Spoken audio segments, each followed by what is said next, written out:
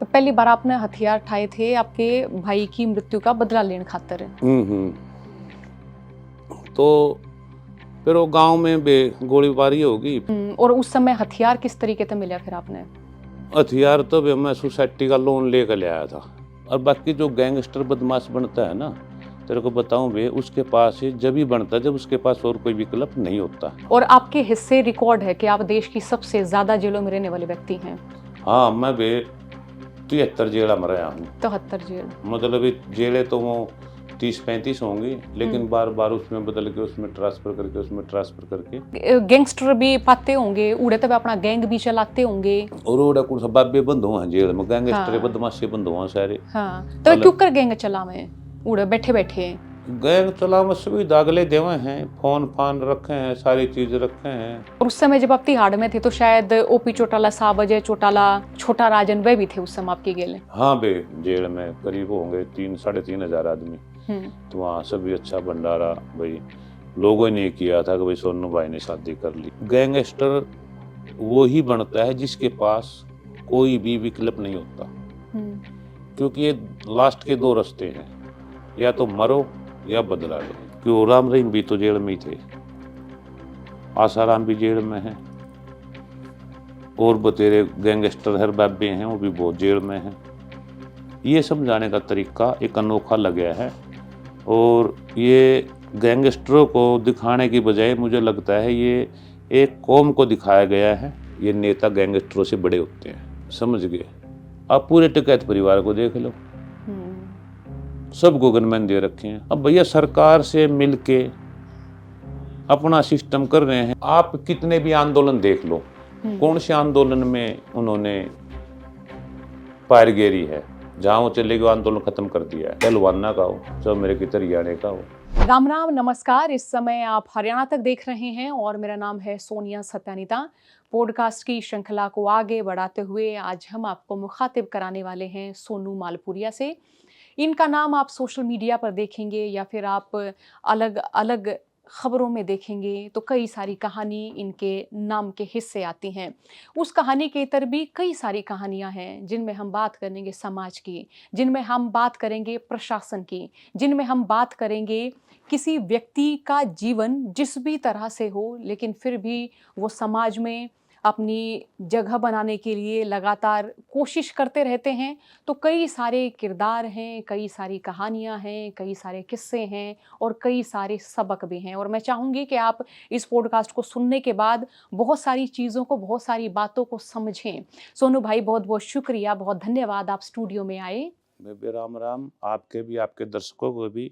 अरे बे, बहुत अच्छा लगे आपको साथ बातचीत करके, और हमारे हरियाणा का यहाँ नोएडा में आके आप जो सम्मान बढ़ा रहे हो, इसके लिए भी आपको बहुत बहुत धन्यवाद। भाई बहुत-बहुत शुक्रिया आपका। अब मैं आपको लेकर जाना चाहूँगी आपकी उस जर्नी में जहाँ आपके नाम के आगे लगता है गैंगस्टर शब्द। तो क्राइम की दुनिया में आपका कैसे आना हुआ? देखो बे, पैदा सो न पैद, जीना और मरना, ये दो चीज़ तो देखो भगवान के हाथ में। जो बीच का रोल है ना हमारे जीवन का, हमने उसी पे ही काम करना है। ये कई चीज़ें, छोटी चीज़ें कई बार बड़ी बन जाती है, और गाइड करने वाला हो तो बड़ी चीज़ें कई बार छोटी बन जाती हैं। तो हमारी कुछ, देखो वो तो मैं शुरू से ही था, बचपन से ही मेरी पढ़ाई लिखाई दिल्ली हुई है। और मैं भी ये आपको बताऊंगा भाई, मैं 8 क्लास पढ़ रहा था, लेकिन 10वीं 12वीं और बीए मैंने जेल से ही की है, और जो इग्नू से। तो वहाँ भी हमने समाज के ही काम आए थे। कुछ छोटी सी बात को लेके गांव में रंजिश हो गई थी। 3 भाई थे हम, बड़ा जसबीर था और छोटा नरेश था, और उनसे छोटा मैं था। 2 बहनें थी। तो गांव में किसी छोटी मोटी बात को लेके झगड़ा हो गया, तो उस झगड़े में भाई का मर्डर हो गया। तो भाई के मर्डर होने के बाद अब उस चीज़ पे तो हम क्या करेंगे भाई, भाई गलती भाई की थी या दूसरे की थी, वो चीज़ तो पीछे चली गई है। लेकिन हमें समाज में ना, हमारा कोई भाई को ऐसे मार दे बाप को, तो वो चीज़ें मतलब सहन नहीं होती। तो उस सिस्टम में हम भी एक इस लाइन में आ गए और भाई हमने भी फिर मतलब बदला लेने की भावना से और उसको चलते चलते फिर हम और भी कई ऐसे काम हो गए जो समाज के लिए थे। मेरी कोई दुश्मनी नहीं थी, लेकिन वो समाज पे समस्या थी समाज को। तो अपने को तो नु है कि भाई समाज की समस्या अगर अपनी तकलीफ लिए तो उसकी समाधान होता हो तो हम तो समाज के लिए भी और इस देश के लिए भी और अपने भाईचारे के लिए भी हमेशा तत्पर खड़े रहे हैं। और कोशिश यही रही है भी हम आगवानी करके उस समस्या से निजात दिलाएं, चाहे वो भाई हो, चाहे वो मेरा स्टेट हो, चाहे मेरा देश हो। तो हम हर चीज़ से अपना सोच समझ के भी हमारा जो जीवन है हमने कुछ ऐसा करना है मरने से पहले अगर भाई समाज हमें याद करे और बुरा ना कहे।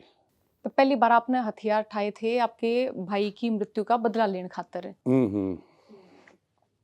तो फिर वो गांव में बे गोलीबारी होगी फिर और भी कई भाई थे, कई समस्या थी तो उनकी भी समस्या दूर करी। जैसे किस तरह की समस्या थी? समस्या जो कर एक दूसरा भाई उसके साथ दुश्मनी है तो उसकी विरोध है तो वहाँ भी कोई नहीं, तो उसके साथ लग के उसकी भी दुश्मनी निमटवाई। तो मैंने अपनी भी निमटवाई तो ऐसे ही एक गुट बन गया, गिरोह बन गया। तो फिर अपना जेलों में चले गए, हम बदलते रहते थे तो जेलों में फिर पहचान बनती रहती थी, सर्कल चलता रहता था। पहला आपने पहला यो मर्डर करा था। कौन कितनी उम्र थी आपकी ये? मैं आ गया था 19-20 साल की उम्र में। और उस समय हथियार किस तरीके से मिला फिर आपने?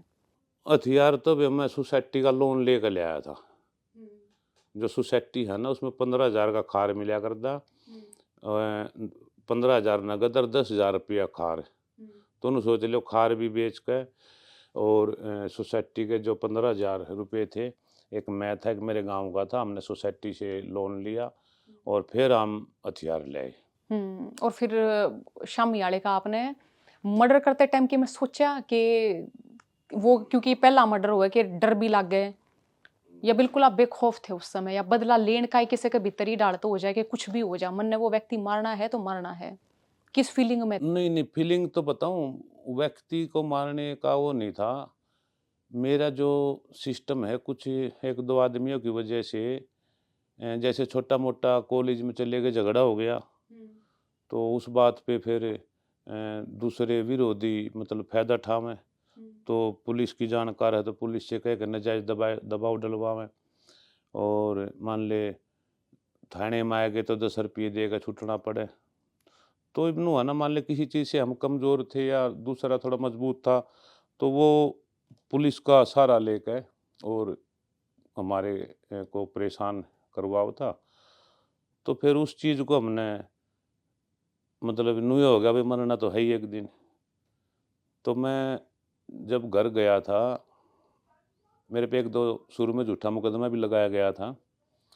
तो घर गया तो उन्होंने समझ ले भाई के मरने के बाद भाई के बच्चे तो रहे थे सिस्टर के गुआना, तो घर कोई था नहीं। तो हम जाके गांव में तो अड़ोसी पड़ोसी आ गए, बोला भाई दूध ले आओ चाय ले आओ। तो बड़ी मेरा गांव था तो वहाँ सोचते सोचते फिर मैं कहा भाई अब क्या किया जाए। तो कुछ दिन बाद बड़े भाई का ही मर्डर हो गया था। तो ये सोच सोच के फिर मैं कहा भाई अगर हम नहीं मारेंगे तो शायद लोग हमें मारने में कामयाब हो जाएंगे। तो उस चीज़ को सोच के फिर हमने लोन लेकर अपना हम तो हथियार लाए थे। हथियार लाकर फिर हमने दो ही विकल्प थे, एक भाई हम या तो आत्महत्या करें या फिर हम अपराधी बने। और उस टाइम कोई ना तो कोई सहारा बनता ना कोई सहयोग देता है। क्यों?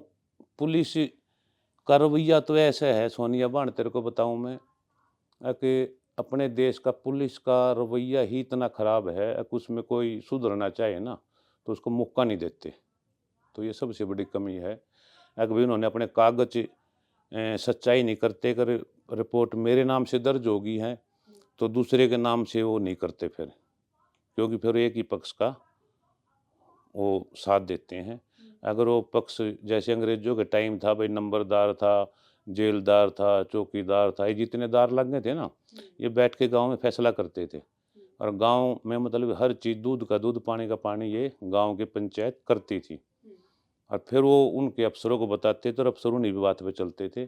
अब जो वो पंचायती है ना, एक तो सरकार ने, समाज ने उसको ख़त्म कर दिया। उसके लिए बहुत पहले जो शर्म, जो रीति रिवाज थे हमारे गांव के, अब नहीं है। उनको ये ख़त्म करने पे भी अ, लोग लग रहे हैं। तो वो समाज था, समझा दिया करदा। अब कोई समझाता नहीं, गलती होगी तो सीधा थाने तहसील और कोर्ट कचहरी। एक बार आदमी कोर्ट कचहरी बढ़ता है तो फिर तो अ, यही सोचता है यार, जब। और बाकी जो गैंगस्टर बदमाश बनता है ना, तेरे को बताऊं बे, उसके पास ये जब ही बनता है जब उसके पास और कोई विकल्प नहीं होता। अगर उसके पास और कोई विकल्प हो तो कोई भी आदमी नहीं चाहेगा अगर भी तू जेल में जावे, तेरे घर के वहाँ तारीखों पावें, तो वहाँ कोर्ट में वकील करने पड़े। तो ऐसी चीज़ें कोई नहीं चाहता। तो आप गैंगस्टर ये आपके नाम के आगे कद लग गया? गैंगस्टर तो वे फिर तेरे तक काम बताऊं हम्म मैं जब जेलों में गया शुरू के केसों में, हम्म तो वहाँ जो एक पंजाबी का था, सोनीपत का, अब तो क्या करे वो, पता नहीं है कि नहीं है। तो उन्होंने किसी चौधरी को मार पीट दिया। हम्म बड़ा चौधरी था सोनीपत का। तो मेरे से बोले, भाई ये जो आए हैं ना, ये बहुत खतरनाक है, और इन्होंने फलाने, मोजीज आदमी था वो, बोले उसको भगा भगा के पीटा। तो फिर मतलब मन ने उनको बुलाया, भाई तुमने क्यों। अब उनके एमएलए भी उनके खुद के थे। हम्म तो ये हमारा तो एमएलए ये सारे सौदा पावर से परे था। जब हम मरने के नाम के चल ही रहे हैं हम्म तो डर का तो जरूरत ही नहीं है। अगर भाई हम कहीं जाते हुए डरेंगे। हमने तो ये विकल्प जब चुना था जब हमारी नौबत आत्महत्या की आ गई थी। तो हमने दो ही चीज़ों में से चुनना था, एक आत्महत्या या फिर एक लड़ाई, हम्म संघर्ष। हम्म तो हमने संघर्ष किया, संविधान के अंडर संघर्ष किया। कोई भी हमारा मुकदमाबाजी कुछ केस हुआ है तो पुलिस ने और कोई पकड़ा है तो हमने फ़ोन किया है, जी हमने किया है ये इनने नहीं किया। बल्कि कई हमने देखे है कि भाई एफआईआर ही उनके नाम से कट गई है। फिर हमारे कहने से, हमारे फ़ोन करने से तो मैंने बताया है अगर भाई ये नाजायज़ हैं, हम जायज़ हैं। और जब वो मुकदमा खाना नंबर 2 में निकाले गए, मुकदमा मेरे पे चला। हम्म तो कई ऐसी चीज़ें थी भाई जो हमने ये नहीं चाहा, अभी हमने जो किया है अब उससे हम छुप जाए। हम्म हमने जो किया है हमने उसको उजागर करना था। ना हम किसी किसी को सजा दिलवाना चाहते थे। हमारा यही मकसद था भाई हमारी लड़ाई है और इसको हम लड़ेंगे। आप शुरुआती पहली जेल कौन सी थी आपकी? शुरुआत की तो थी तिहाड़ जेल। तिहाड़ जेल में आप पहली बार गए हाँ। और आपके हिस्से रिकॉर्ड है कि आप देश की सबसे ज्यादा जेलों में रहने वाले व्यक्ति हैं। हाँ, मैं भी 73 जेल में रहा हूँ। 73 जेल। मतलब ये जेलें तो वो 30-35 होंगी, हम्म लेकिन बार बार उसमें बदल के, उसमें ट्रांसफ़र करके, उसमें ट्रांसफ़र करके। हम्म तो क्यों मैं जेल में भी किसी के साथ अत्याचार होता था तो मैं वहाँ अड़ जाता था। हम्म और उनके पास यही विकल्प था भाई इसको यहाँ से भेज दो। तो हम्म इसलिए मेरे को उधर से उधर, उधर से उधर घुमाते रहते थे। मेरे को और आप पे कितने केस रहे? मेरे पे भी करीब 60-70 के लामड़ रहे होंगे। बाकी मेरे तो याद भी नहीं है, काफ़ी हम्म दिन से सिस्टम चल रहा है। हम्म तो बाकी मेरी 2 केसों में सज़ा हुई थी। हम्म बाकी सारे मेरे बरी हो गए थे। हम्म मैं 17 दिसंबर 2018 को दिल्ली से, तिहाड़ जेल से मैं रिलीज़ हुआ था। हम्म और जब आप तिहाड़ गए उम्र कितनी रही होगी आपकी? 19 मैं 20 साल? उस टाइम, हाँ, मैं मुंडा खाने में था। हम्म जब पहले ही तो लड़ाई मेरी एक की थी, पिक्चर देखने में सिनेमा हॉल पर हुई थी। हम्म दिल्ली घंटा घर में दिल्ली पर डा करता, एक दो दोस्त था, बोला भी चलो पिक्चर देखते हैं। और पिक्चर भी शायद लावारिस पिक्चर थी। हम्म तो वहाँ झगड़ा हो गया तो उसने, दूसरा बंदा था, उसने बस वो चक्कूबाजी कर दी। और हम्म उसमें हम फिर 86 की बात है, जब ward number 3, jail number 3, ward number 15 और मुंडा खाना था उस टाइम। हम्म उस टाइम उसमें रहा था मैं। हम्म, फिर क्योंकि हमारा दिल्ली ट्रांसपोर्ट भी थी, मेरी हम्म, फैमिली भी दिल्ली रही थी, तो दिल्ली के बारे में करीब करीब मैं गांव में कम ही रहा हूँ। गांव में तो अब गया हूँ मैं हम्म, काफ़ी बाद में। तो हम्म, मेरा जैसे अब 58 साल की उम्र होगी, तो करीब करीब मैं गांव में बचपन और सारी सिस्टम लगा के 15-20 एक साल रहा हूँगा। हम्म। बाकी सारी लाइफ मेरी अंदर की बाहर की हाँ, बस। और जेल में तकरीबन आप 25 साल रहे हैं। नब मैं 27 के लामने रहा हूँ अच्छा, सारी जेल। 27 के नज़दीक आप हाँ। जेड़ा में रहे हैं। हम्म, तो तिहाड़ का वो किसा एक्सपीरियंस हुआ है जो कर उड़े वीआईपी ट्रीटमेंट देवे हैं या हम्म। किस ढाल तरफ है? क्योंकि हम ये सुना करा के जो नेता जावे हैं या जो बड़े लोग जावे उन्हें तो मिले वीआईपी ट्रीटमेंट, और नहीं तो जो बाकी जावे हैं सामान्य व्यक्ति उनने टॉर्चर भी करे हैं। अ, के रहे हैं मतलब? जेलों का ऐसा माहौल है कि मेरे हिसाब से उस टाइम 2018 से पहले बताऊं हूँ तो 70% झूठे आदमी थे। 70%। मतलब कि उस पे पुलिस का सिर्फ यही काम होता है, भी खाना पूर्ति पूरी करी, कागज आगे चालू कर दो। हुँ, तो उस पे जांच परख वो नहीं होती। अरे इनकी कार्यशैली ऐसी है तो पता, उसमें तो हम तो क्या कर सकते हैं। कोई बाकी नू है, हम तो ये कहते हैं इसमें कार्यशैली में कुछ केस कूस लागण तो पहले कोई ऐसी समझाने वाली एक ऐसा नियम हो, भाई पहला केस लगा उसको गाइड ठीक करे, उसको समझाया जाए। हुँ, लेकिन ये ऐसे करते हैं जो लिख दिया चलो भाई। ये प्रशासन पे मान ले डीएसपी ने इंस्पेक्टर को बोल दिया भाई इस पे ये काम करना है, हुँ, तो सच्चाई कम चलती है और सिफारिश वाली बात है। जो जो मान ले पार्टी मेरा विरोधी है उसको कैसे फंसवाना है, तो ये बैर विरोध वाले ज़्यादा हैं उसमें और झूठे जाठे में। बाकी मेरे को तो 25-30% ही ऐसे आदमी होंगे जो इन्वॉल्व थे और वो हैं। हुँ, बाकी 70-75% झूठे रवे हैं। हुँ। एक वहाँ रिश्वत का बहुत बड़ा वो है।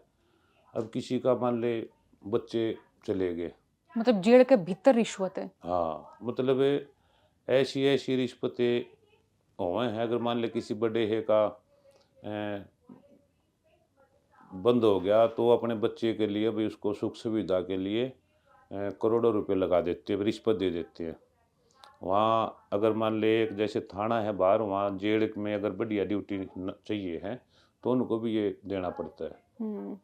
और जैसे कितने तक जावे भाई जी यहाँ?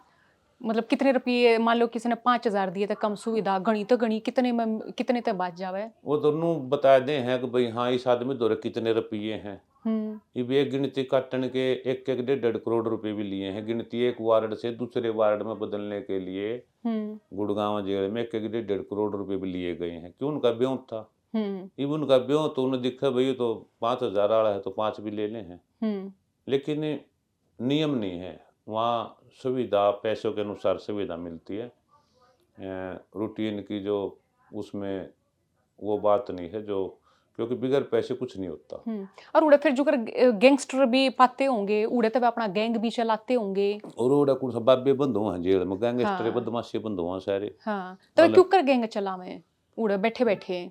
गैंग चला में सुविधा अगले देवे हैं, फोन फान रखे हैं, सारी चीज रखे हैं, हुँ, मैसेज आदान प्रदान जय हैं, तो सारी सुविधा मिले है जो खर्चा करे है। बाकी ये नहीं है कि भाई कोई सा जेल, एक भी जेल कोई से नु कह दे भाई हाँ यहाँ रिश्वतखोरी नहीं है। हुँ। ना ही कोई ऐसा थाना मिलेगा आपको, और कोई थाना नु कह दे ये थाना रिश्वतखोर नहीं है। और जैसे कोई सामान्य सा बालक जावे और वो हम्म। गैंगस्टर भी दिखे उनने, तो कि वो बच सके है तो क्या उनते? है वो, ये जो युवा अवस्था में माँ बाप का समझाने का अगर टाइम नहीं लगता है ना, और किसी केस में बच्चा एक बार अंदर चला गया हुँ, और वो फिर किसी गैंगस्टर का फंस गया, हुँ, अब उनके हालचाल देख के वो भी नहीं सोचेगा भाई हाँ इनकी मौज है नुए ठीक है, तो वो भी फिर इस लाइन में उतर जाए है। जब हुँ, एक बार तो स्वाद में उतर जाए है, हुँ, लेकिन जब वो पता चला है इतना हो जाए है देर, जब संभलने का मौका नहीं होता। हुँ, तो मैं तेन को जो ये 12 साल से 16 साल 17 साल तक का ना, लड़का हो चाहे लड़की हो, माँ हुँ, बाप ने बहुत ध्यान देने की आवश्यकता होती है, क्योंकि यही उम्र एक ऐसी है 12 से 16, 4-5 साल, अगर जिसमें मतलब कि हम अपने बच्चे पे बच्ची पे ध्यान रखेंगे तो उसको हम बुराइयों से बचा सकते हैं। और उस समय जब आप तिहाड़ में थे तो शायद ओपी चौटाला साहब, अजय चौटाला, छोटा राजन वे भी थे उस समय आपके गेले। हाँ बे, वो ओम प्रकाश जी अब तो नहीं रहे हैं, और भाई चौधरी अजय सिंह चौटाला जी भी थे, और छोटा राजन भी था। छोटा राजन का तो ऐसा था भाई, देखे मैं वहाँ काफ़ी दिन रुक के आया हूँ, लेकिन मैंने देखा नहीं उसको। अगर उसकी मुलाकात भी आती थी तो सीधी ड्यूटी पे ही जाती थी, उसकी शैल में, चक्कियों में ही। मतलब कि हमारे पर कहते अपने कहते चलो अभी बंद हो लो, उसकी मुलाकात आ गई है। तो मैं तो कई बार ये देखता हूँ कि भाई मान ले किसी एक गैंगस्टर को तो आप कैसी बात दे रहे हो, अच्छा वीआईपी ट्रीटमेंट मिलता था। ट्रीटमेंट। अगर भाई वहाँ जो हमारे बड़े बड़े मतलब कि राजनेता थे उनको भी नु बंद कर दे, बंद हो लो, उसकी मुलाकात के बाद खुलेंगे। तो ये एक वही बात है, रिश्वतखोरी दो कानून वाली। एक कानून हो तो सबको बराबर है, लेकिन जेल हो चाहे कोर्ट हो चाहे थाना हो, अब वो दो कानून हो रहे, दो संविधान हो रहे हैं। एक संविधान बाबा अम्बेडकर का लिखा हुआ है, एक संविधान इस सरकार का बनाया हुआ है, जो खुद का बना के खुद पे चलती है। कि आप कितना बड़ा कांड कर दो, आप अगर पार्टी से हो तो उसको आपको कोई दिक्कत नहीं, जेल में भी दिक्कत नहीं, थाने में भी दिक्कत नहीं, बाहर आने में भी दिक्कत नहीं। और भाई आपके विरोधी मजबूत हैं और आपके पास पैसा नहीं है तो सभी आपके विरोधी हो जाएंगे, चाहे आप थाने में जाओ चाहे आप जेल में चले जाओ।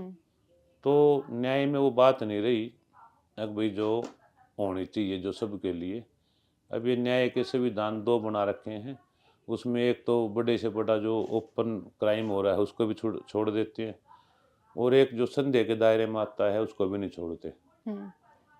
तो फिर ऐसे यूँ भी हो जावे कि जैसे कि एक गैंगस्टर है, उसका विरोधी दूसरा गैंगस्टर हो जा है, तो उनमें वो राइवलरी चलती रहे है, मतलब होया करे ना कि प्रधानी वाला कि मैं बड़ा या वो छोटा। नहीं नहीं नहीं नहीं, ऐसी कोई बात नहीं है। देखो सबके अपनी दुश्मनी और अपने काम के ऊपर उनका लेबल होता है। अगर मेरी कितने ठहरे है दुश्मन से दुश्मनी लग गई, उसकी जानकारी है ये वो और अंदर बंद है, दूसरे के उसके जानकार हैं तो उससे वैसे नहीं सोचा भी मैं तो उससे जुड़ा हुआ हूँ। और तो ऐसे ही ये इसको गैंगस्टर कह लो, गैंगवारी कह लो, लेकिन ऐसी बात नहीं है कि भाई आदमी एक उसके लिए लड़ता भी मैं बहुत बड़ा हूँ। बड़ा जेल हो चाहे वो कोई फील्ड हो चाहे आपका यू न्यूज़ चैनल हो, जो अच्छा काम करेगा, जो दिल लगा के काम करेगा तो वो कामयाब होगा ही, चाहे कोई भी फील्ड है उसमें। तो जो ये है क्राइम की दुनिया है, इसमें मतलब दिल लगा के काम करना किस तरीके का हो गया जैसे? दिल लगा कर ऐसे है जब हमने काम करना है, अभी या तो हम मरेंगे या मारेंगे, तो हमने वहाँ डरना छोड़ देना है, और जो काम करना है तो उसको हमने जल्दी से जल्दी निपटाना है।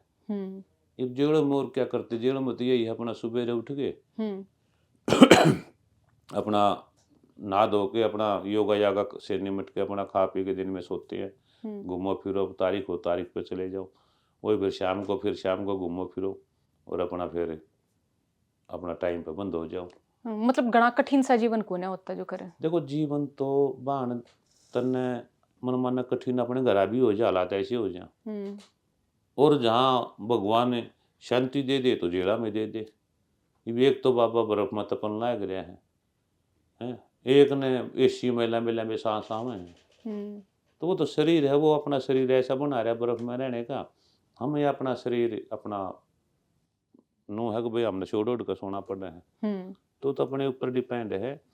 हर आदमी के मौके होते हैं जीवन में पहचान बनाने के लिए, विभाग कोई हो, जगह कोई हो, संस्था कोई हो, चाहे वो ऑफिसर हो और चाहे गैंगवारी हो, उसमें आपने परिवार को सही चलाना है तो मेन आदमी का ठीक होना बहुत जरूरी है, क्योंकि उसने परिवार को सबका ध्यान रखना है। अगर गैंग से ही चलानी है तो गैंग का भी ध्यान रखना, उसके परिवार का भी ध्यान रखना है। अच्छे से होया करे कि जैसे जो गैंग में जो जुड़ रहे हैं उनके परिवार तक का भी ध्यान रखने की जिम्मेदारी वो है। और बिल्कुल देखो सही आदमी की तो जिम्मेवारी है बे, नहीं तो एक बंदा हमारे पति को पूछता ही नहीं किसी ने। अगर मान ले कोई हमारे सुख दुख में साथी है और हमारा बुरे टाइम में वक्त में टाइम दिया है उसने, तो हमारा फर्ज भी अगर वो नहीं है या है तो भाई उसका परिवार हमारा परिवार है। और के दिनचर्या रहे जुकर जेल में अब तिहाड़ का ये बताओ मतलब की डालते रहे है जुकर। तिहाड़ का सुबह 5:30 बजे खुल जाती है बैरिंग। हम्म 5:30 बजे खुल के अपना आदमी घूम फिर के अपना योगा यागा, जिन्हें पैदल चलना है, योगा करनी है, योगा यागा करके फिर नहा धो के फिर नाश्ता पानी देते हैं। फिर 12 बजे खाना देते हैं। 12 बजे खाना खा कर थोड़ा घूम के आप 12 से 3 जेल बंदी होती है, उस टाइम आप विश्राम कर सकते हो। अगर आप कैदी हो तो आपको काम मिलेगा, काम के बदले आपको पैसे मिलेंगे। वहाँ तो कैदी 20-20 हज़ार रुपये बिना घुमा रहे हैं। हम्म कई तो ऐसे है कि उन बाहर नौकरी नहीं, उनका भीतर 25-25-30 हज़ार रुपये कमा लेते हैं। वो कहते हैं भाई हम यही ठीक है, लेकिन वो भी एक जहाँ उनकी सजा पूरी है तो छोड़ने पड़ते हैं। तो वैसे सरकार ने और सुविधा बतेरी दे रखी है, लेकिन रिश्वतखोरी ने हमें लाचार कर रखा है। हम अपने संविधान को और अपने उसमें आए तो बाप मच रही है भाई, ये भी लूट ले, ये भी लूट ले।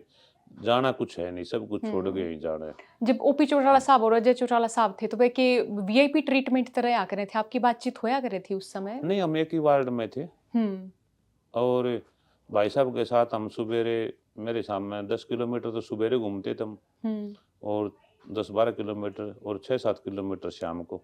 तो उनका कंटिन्यू रूटीन था।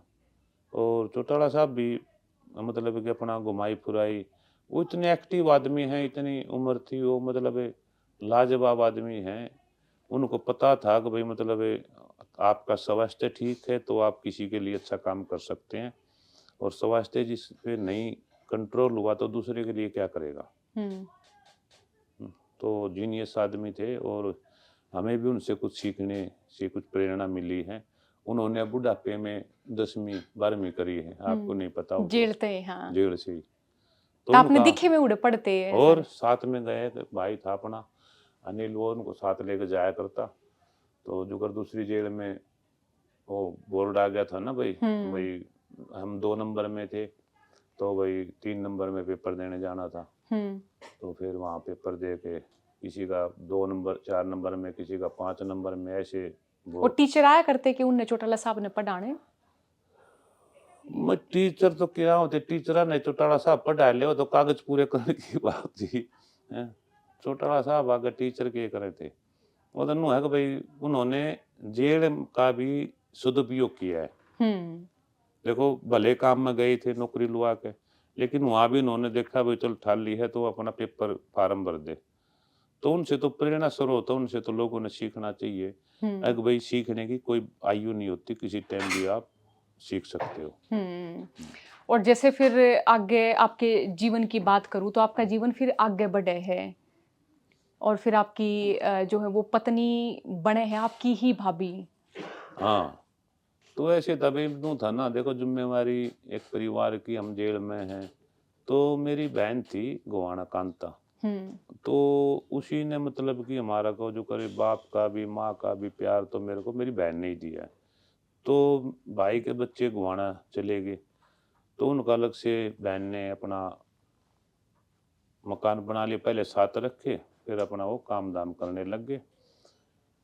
तो घर तो कोई था नहीं, तो फिर वो हमारा एक प्रथा हुआ करे हिंदू रीति रिवाज में, वह लत्ता उड़ा दिया करें। तो मैं कहा भाई, हमने लगाई एप्लीकेशन हाई कोर्ट में, तो हाई कोर्ट में इन्होंने लिखा भाई ये खतरनाक है, मतलब इनकी लैंग्वेज में खतरनाक को शादी नहीं करनी चाहिए ना उनसे कोई। और हाई कोर्ट ने कह दिया भाई इसकी 10 दिसंबर 2008 को ऑर्डर कर दिया भाई आप जेल में शादी कर सकते हो। तो हमारी बहन बोली क्या कही, हमारा तो देखा नहीं क्या की शादी, वो हाई कोर्ट के आदेश थे। तो मैं कहा भैया तो लग रही है तो भेजनी पड़ेगी। फिर उधर से बाहर से आ गए 50-100 आदमी, और जेल महकमे ने सुविधा हाई कोर्ट ने बोल रखी थी, तो उन्होंने फिर वो तहसीलदार जी आ गए थे अंदर डोडी में ही, और वो फिर मैरिज सर्टिफिकेट और वहीं फिर वो की विधि करके जो एक शादी परंपरा का लत्ता उड़ाने का, वो हमारा 10 दिसंबर 2008 को गुड़गांव जेल में हुआ था। बल्कि उस दिन डिप्टी सीएम साहब की भी शादी थी, दुष्यंत चौटाला की। चंद्रमोहन की, वो फिजा के साथ। अच्छा अच्छा, उस समय चंद्रमोहन बिश्नोई थे हाँ। एक ही दिन की शादी थी उनकी भी 10 दिसंबर की थी 2008 की। और भाई बल्कि हर अखबार में, हर मीडिया उसमें तो आई थी। देखो बे एक काम तो नुहाने बे एक जिम्मेवारी होती है। हुँ। जो हमारी परंपरा है, हमारे रीति रिवाज, हमारा हुँ। जो क्षत्रियपन है, वो अगर हम उन वसूलों पे रहेंगे तो हम क्षत्रिय हैं, और नहीं तो कुछ भी नहीं। तो हमने जिम्मेवारी थी भाई अपने भतीजा ने, हमारे बेटे ने, उनको छोटे छोटे थे वो, तो उनको हर चीज़ की सुख सुविधा, पढ़ाना लिखाना।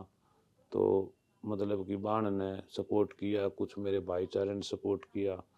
तो फिर मेरी छुट्टी निकली 2009 में। हुँ। तो बल्कि जेल वाले तो नहीं कहते, बोला भाई उससे सरपंच नहीं था, अब तूने अब शादी कर ली, कौन सा इसको छोड़ देंगे हम। तो मतलब कि ये पुलिस और ये जेल वाले थे ना, किसी का हौसला तोड़ने की बात करते हैं, जोड़ने का नहीं। तो वहाँ से फिर हम 2009 में मेरी छुट्टी निकली, तो गोहाना में अपनी बहन का जो परिवार है वह तो वहाँ गया। तो वहाँ से मेरे को 21-14 दिन की छुट्टी थी, और मेरे को 3-4 दिन पहले ही पुलिस ने घर से उठा लिया। तो मेरे को उठाने के बाद फिर मैं गोहाना जो कि सोनीपत में है, मेम रोड पे ही थे, और फिर गांव से 12-13 गांव इकट्ठे हो गए आगे हुँ। पानीपत से। तो फिर एसपी से मिले, सांसद से मिले, जितेंद्र था सांसद, तो डीजी का मिले। तो केस तो उन्होंने रद्द करवा दिया। फिर गांव वाले बोले भाई ऐसे तो ये पुलिस में फिर दुखी करेगी, बोले आप लोग गांव में चलो वापिस। तो हुँ। हम 14-15 साल यहाँ गोवाना रहे थे। तो फिर गांव वाले के कहने पे हम गांव में चले गए। गांव वालों ने हमें सर्वसम्मति से, मैं तो जेल में ही था, हुँ। उसको सुनीता सरपंच को सरपंच बना दिया, और गांव की बागडोर दे दी। तो गांव ने बड़ा सहयोग किया हमारे बसाने में। तो घर भी गांव ने बना के दिया मेरे को, हुँ। और गांव में बसा भी दिया। फिर मेरे जो दुगन खाप के हैं 182-84 गांव, फिर मेरे को दुगन खाप ने भी मेरे को अपना राष्ट्रीय अध्यक्ष चुन लिया। हुँ। तो जो मेरा परिवार है, खाप है, मेरा गांव है, तो वो तो मतलब उन्होंने मेरे को सुख दुख में हमेशा मेरा बहुत साथ दिया है। और जब भी मेरे पे उलझन आई है, मेरा गांव मेरे लिए खड़ा रहा है मेरे साथ। हुँ। और जब जेल में आपकी शादी हुई तो उस समय कैसा माहौल था वहाँ? सारे कैदी शामिल हुए थे कि? हाँ, जेल में सभी कैदियों के लिए लड्डू हुँ। देसी घी के हल्दीराम जी के मंगवाए थे हुँ। एक भाई ने। और जेल प्रशासन ने ही बड़ी मतलब हेल्प करी, उन्होंने सारे खाने पीने की व्यवस्था, उन्होंने आपस में ही पैसे इकट्ठे करके, वो हमारे व्यवहार के ऊपर, हुँ। तो आपस में उन्होंने अपना सारा भंडारा भंडारा किया। हुँ। और सभी भाइयों को मतलब जेल में करीब होंगे 3-3.5 हज़ार आदमी, हुँ। तो वहाँ सभी अच्छा भंडारा भाई लोगों ने किया था कि भाई सोनू भाई ने शादी कर ली। हुँ। तो शादी तो क्या थी, एक जिम्मेवारी थी कि भाई अपनी ये हुँ। जिम्मेवारी निभानी है। आज एक हुँ। लड़का है वो अमेरिका है, हुँ। छोटा सुमित, एक बड़ा लड़का है वो अपना घर संभाल रहा है, राजनीति अपनी माँ के साथ। हुँ। अब ठीक है, वो छोटा शादी शादी करनी है, उसकी शादी करके फिर भाई हम भी अपना समाज की सेवा में तो जुट ही रहे हैं। हुँ। फिर अपना ये बसो घसो हम फिर पूरा जीवन अपने समाज के लिए ही जिएंगे, हुँ। मरते दम तक। और अलग-अलग जेड़ा में आप गए हम्म। जैसे कि आपने तिहाड़ के किस्से बताए। हम्म। कोई और इडाड़ की जेल जो आपने लागी हूँ कि इन जेड़ा में इस तरीके के क्रिमिनल बिठाए जा हैं और उनकी गल्ला मतलब की डाल का व्यवहार आप देखा करो थे? देखो वहाँ है ना, जैसे समुद्र में बड़ी मछली छोटी मछली को खाती है, हुँ। तो ऐसे ही हर जगह है, जेल हो, बाहर हो, थाना हो, तहसील हो। तो जो बड़ी चीज है ना, वो छोटे को मतलब कि ये एहसास करा देती है भी तू छोटी है और मैं बड़ी हूँ। तो बल्कि ऐसी एक जॉर्जिया है देश, रूस से अलग हुआ, और भाई आ गया, एक मार्क वहाँ नाम था उसका। तो उसका मेरे जितना कद काठी था, तो मेरे साथ उठने बैठने लग गया। मैंने उसको 2 कुर्ते पजामे सिलवा दिए। तिहाड़ जेल में? नहीं, गुड़गांव। अच्छा। हाँ, तो उनके ये जो रोटी होती है ना, ये अपने ही है, बस रोटी और कहीं नहीं है। हुँ। तो बोले ये रोटी वो ऐसी लपेट के उनको, और हुँ। ऐसी लपेट के खाता था।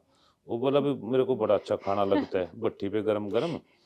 तो मेरे साथ उठने बैठने लग गया अपना।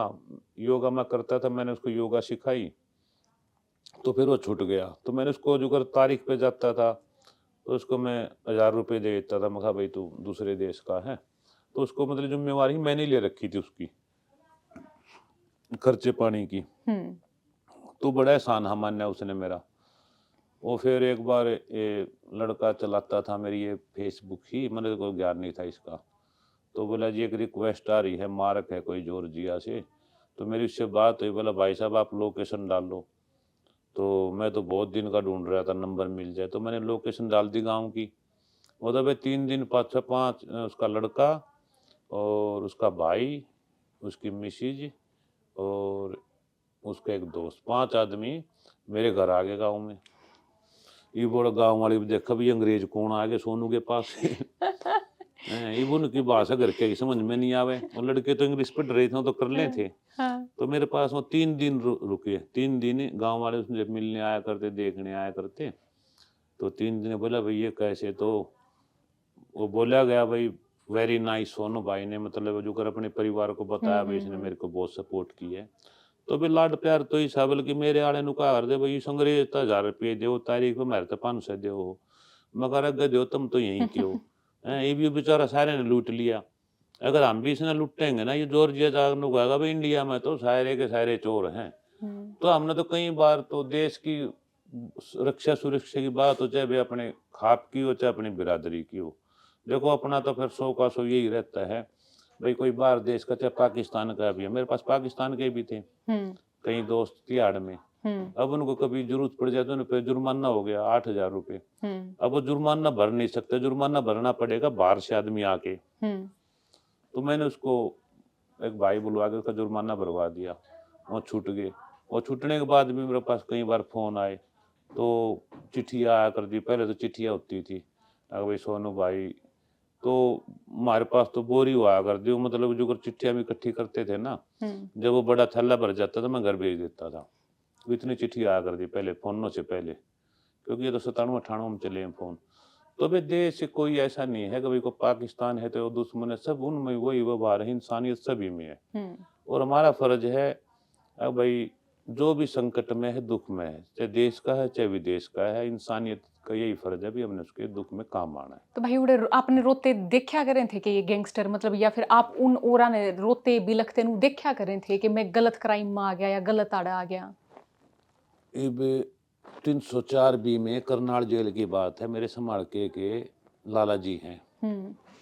अब एक तो बहू मर गई उनकी, हम्म। 2 लड़के थे और माँ बेटा थे, मैं माँ बाबू थे, 4 बंदे थे। 5वीं वो लेडीज वो उनकी पत्नी आ गई, वो हो गई किसी कारण से मर। और उन चारों का पर्चा दोनों लड़के आ गए, वो माँ और उसकी बाबू थोड़ा साइड में कर दिया, भीतर को बाद में पेश कर लेंगे। अब उन बेचारे ने कुछ देखा ही नहीं था ऐसी, वो फांसी खा कर मर रही।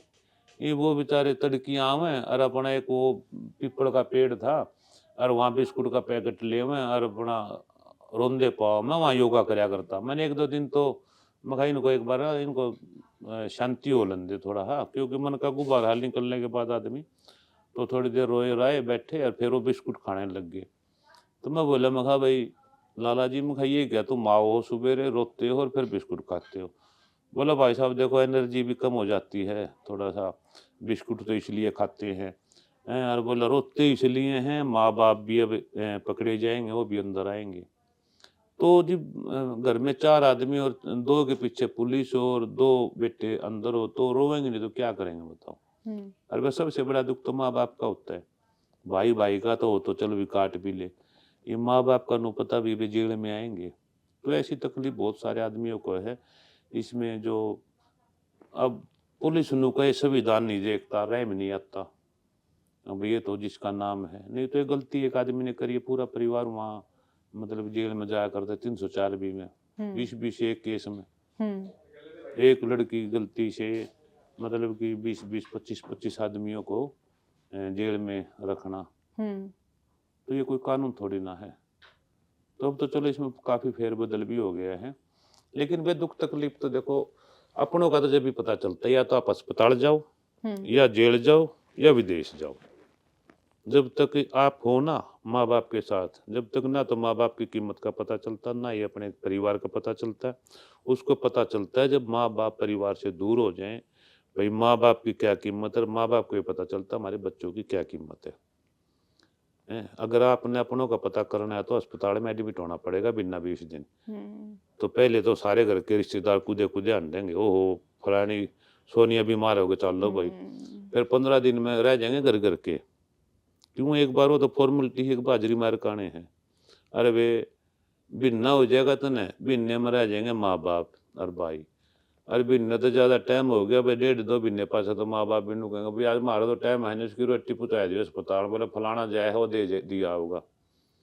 तो मतलब ये अब वो रही भी तो नहीं, पहले तो कहीं कहीं बाण भाई आया कर दे, हम्म। अब तो एक एक दो दो है। अगर एक मामूली हवे कदम हमारी तरफ बैठ गया तो भाई जय श्री राम, माँ बाप तो वही के वही रह जाएंगे। तो मेरे गांव में एक एक्सीडेंट में मर गया लड़का, उसका एक ही था। अब वो बेचारा आर्मी से भी रिटायर होके आया, पूरी उम्र वो नौकरी करी 35 साल, और फिर उसका एक लड़का एक्सीडेंट में मारा जाए तो दोनों बूढ़े बूढ़े अब कैसे टाइम कटेगा। तो दुख तो पता नहीं भाई किस पे कितना कैसे आ जाए। हम्म। वो काटना तो पड़ेगा, चाहे जेल हो चाहे अस्पताल हो। हम्म। ये बस अस्पताल में ऑपरेशन करवाने ले जाएंगे, बड़े देखेंगे वो उस तरह आस तरह वो काटने पीटने के, उन्हें बेरा तू काटना पड़ेगा, रोडे कटना पड़े है। हम्म। वो सुआ चुभ जाए जब कूद का पड़ा आदमी। तो जब हालात होते हैं ना तो चक्कू भी खा लेता है, और जब चाण चक तो चोटी भर ले जी भी फदक का पड़ा है आदमी। और जैसे तिहाड़ जेल में हम सुना करा कि बड़े बड़े बड़े गैंगस्टर हैं, जैसे काला जेठेड़ी का मैं नाम लूं, या मैं और भी इस तरीके के और भी गैंगस्टर का नाम लूं, कि वे वहां बैठे आराम से अपने गैंग संचालित कर रहे हैं अलग अलग क्षेत्र में।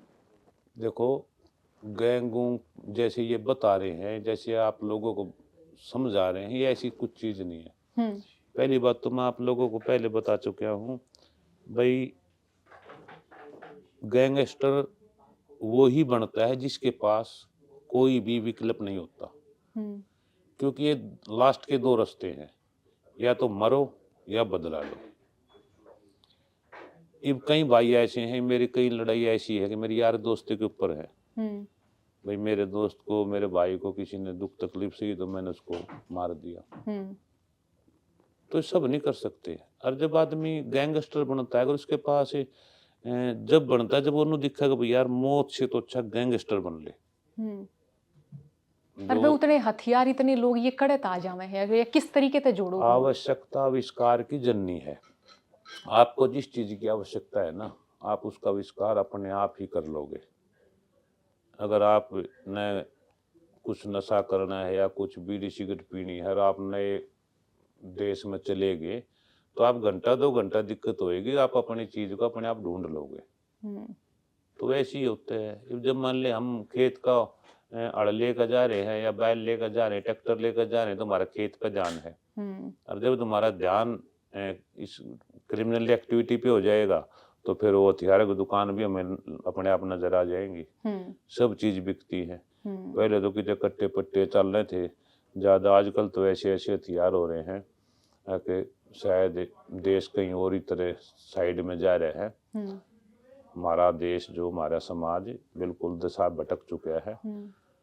और पता नहीं ये दोबारा से वो सिस्टम, वो भाईचारा और प्यार होगा भी कि नहीं होगा, मुझे लगता नहीं है। हम्म। बाकी तो गैंगस्टरों को तो एक टारगेट बनाया जा रहा है। इवनी तो नेल्सन मंडेला जी थे, 26 साल रहे थे, क्यों उनको राष्ट्रपति बना दिया? हम्म। तो कितने महापुरुष हैं, कितने राजनेता हैं जो अपने स्वार्थ के लिए दूसरों को जेलों में डालते हैं, झूठे मुकदमे लगाते हैं, हम्म। क्योंकि अपना स्वार्थ सिद्ध होना चाहिए। दूसरों को क्या तकलीफ होगी, दूसरों को क्या परेशानी होगी, इस चीज को उसको देखते नहीं है। जैसे ये डीजीपी आए हैं वो सिंह, तो वो बहुत तीखे तेवरों में कहते हैं कि गैंगस्टर मान जाएं, गैंगस्टर बाज आ जाएं, वो तो डरपोक हैं, पीछे से वार करते हैं। तो क्या आपको लगता है कि पुलिस अगर एक्शन ले, पुलिस अगर अपनी कार्यप्रणाली में सुधार करे, तो इस तरह वाली चीजें होंगी ही नहीं? मतलब इसमें आप किन चीजों का कसूर मानते हैं? क्या गैंगस्टर ज्यादा शक्तिशाली हैं, या पुलिस की कमी है? नहीं देखो, पुलिस भी बंधी हुई है। और आजकल जो एक हमारे लिए संविधान बना हुआ है, तो हमने उस संविधान पे चलना पड़ता है, लेकिन आजकल संविधान को भी अनदेखा किया जा रहा है।